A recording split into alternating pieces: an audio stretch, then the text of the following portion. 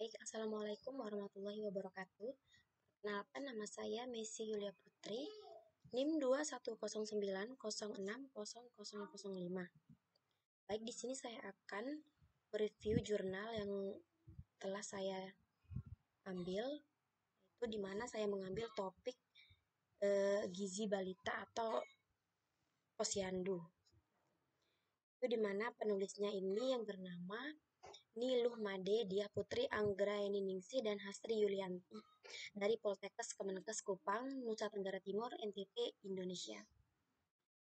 Lalu tahun tahun terbitnya dari jurnal ini adalah yaitu di mana jurnal ini diterima pada tanggal 12 Juli 2022, direvisi tanggal 20 Juli 2022 dan dipublish tanggal 25 Juli 2022 dengan dengan volume 3 nomor 7 Juli 2022. Nama jurnal ini yaitu di mana Jurnal Health Science dengan nomor ISSN dengan di atas ini.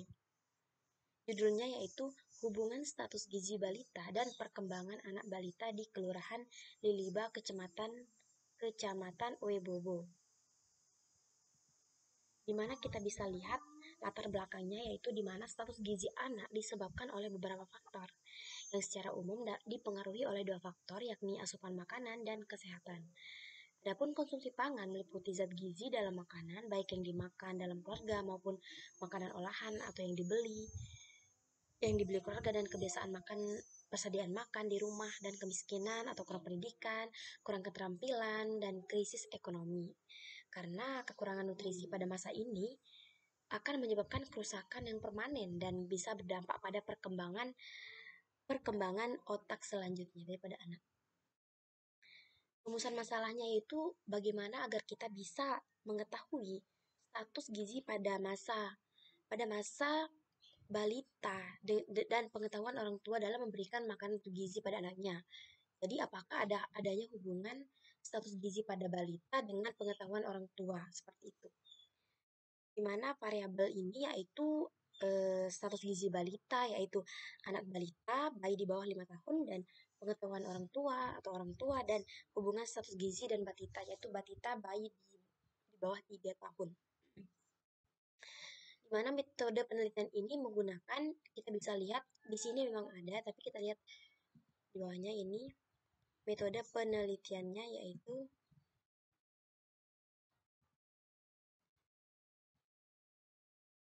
mana metode penelitian ini yaitu metode penelitian kuantitatif dengan desain cross-seksional yaitu studi potong lintang yaitu di mana variabel penelitian diukur atau dikumpulkan dalam waktu yang bersamaan yang dilaksanakan pada bulan Maret sampai dengan Agustus 2019 dan bertempat di Kelurahan Liliba, Kota Kupang. Di mana teknik sampling yang digunakan cluster random sampling sesuai dengan kondisi dan pertimbangan kadar setempat dengan responden sebanyak 82 balita dari 161 balita yang ada serta memenuhi kriteria inklusi yaitu balita berusia 0 sampai 59 bulan yang tinggal di wilayah Liliba tersebut dengan minimal 1 tahun. Tidak dalam keadaan sakit dan bersedia menjadi responden, seperti yang peneliti ambil dalam jurnal ini. Terus di mana hasil dari pembahasannya yaitu kita bisa lihat pada tabel ini, yaitu di mana data karakteristik responden diambil berdasarkan umur balita, jenis kelamin balita, pendidikan dan pekerjaan ibu balita.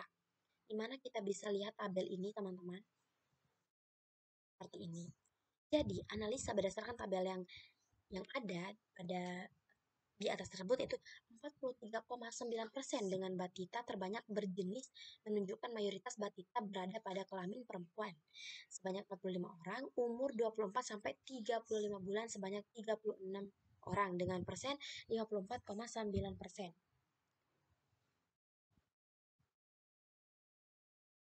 Mana tabel yang kedua ini yaitu hubungan status dengan analisa berdasarkan tabel yang di atas ini yaitu status sebanyak 72 orang di mana persennya 87,8% gizi balita berada pada status gizi baik. Seperti itu teman-teman. Lalu di mana tabel ketiga ini yaitu menunjukkan bahwa persen dari 82,9% yaitu perkembangan meragukan 13 balita di Kelurahan Liliba dari 82 balita, yang dimana persennya itu adalah 15,9%, dan perkembangan memiliki perkembangan sesuai sebanyak 68 dengan menyimpang 1 orang dengan persen 1,2%. Dimana tabel yang keempat ini yaitu menunjukkan bahwa 13 balita dengan masalah perkembangan memiliki status gizi lebih 2 orang yaitu 2,4%, dengan gizi baik 8 orang yaitu 9,8%, dan gizi kurang 3 orang dengan persen 3,7%. Dimana perkembangan balita yang menyimpang sebesar 1 orang 1,2% berada pada status kurang gizi. Berarti ini tidak terlalu berbahaya pada dan Nusa Tenggara Timur ini, karena di dalam penelitiannya ini sedikit pada balita yang menyimpang daripada yang kebanyakan memiliki gizi yang baik seperti itu. Dimana juga status gizi balita, yang dimana status gizi itu merupakan keadaan kesehatan anak ditentukan oleh tingkat kebutuhan fisik dan akan energi, di mana zat gizi lain dari makanan diperoleh dari pangan dan makanan yang dampak fisiknya yang diukur secara antropometrik. Yang dimana selanjutnya dari hasil semua tabel di atas, dimana perkembangan balita ini, dimana dari hasil penelitian didapati perkembangan anak yang sesuai yaitu 82,9%, dan perkembangan yang meragukan adalah 15,9%, dan perkembangan yang menyimpang adalah 1,2%. Jadi mungkin dalam penelitian ini mendapatkan hasil yang baik ya teman-teman, seperti itu. Karena yang menyimpang itu kurang daripada yang baik seperti itu. Sedangkan hubungan status gizi dan perkembangan balita ini yaitu dilakukan terhadap anak usia yang dimana 0,59 bulan di Kelurahan Liliba, yang dimana hasilnya yaitu pada anak yang memiliki status gizi lebih sebagian besar 7,3% dan memiliki perkembangan yang baik 4,9%, dan pada anak yang memiliki status gizi baik sebagian besar 87,8% dan memiliki perkembangan yang baik yaitu 78%. Pada anak yang memiliki status gizi kurang sebagian besar yaitu 4,9% dengan memiliki perkembangan yang menyimpang 1,2%. Jadi hasil tersebut menunjukkan bahwa anak yang memiliki status gizi yang baik perkembangannya juga cenderung baik. Halnya sangat dimungkinkan oleh karena status gizi yang baik menunjukkan zat gizi yang dibutuhkan untuk tubuh dan jaringan supaya bisa berfungsi, tumbuh, dan berkembang secara baik. Jadi kesimpulannya adalah status gizi balita di Kelurahan Liliba 13 orang balita yang perkembangan meragukan berada pada status gizi lebih 2 orang yaitu 2,4%.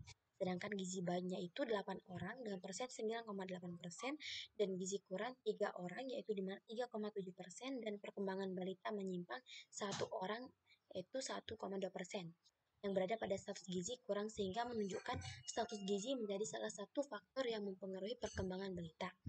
Jadi kesimpulannya adalah di mana status gizi yang kurang itu bisa menunjukkan salah satu faktor yang bisa mempengaruhi perkembangan daripada balita tersebut. Baik, itu saja yang bisa saya jelaskan teman-teman. Adapun dari sumber-sumbernya ada di sini teman-teman. Itu saja dari saya, kurang lebihnya mohon maaf. Wallahul muwaffiq ila aqwamit thoriq. Wassalamualaikum warahmatullahi wabarakatuh.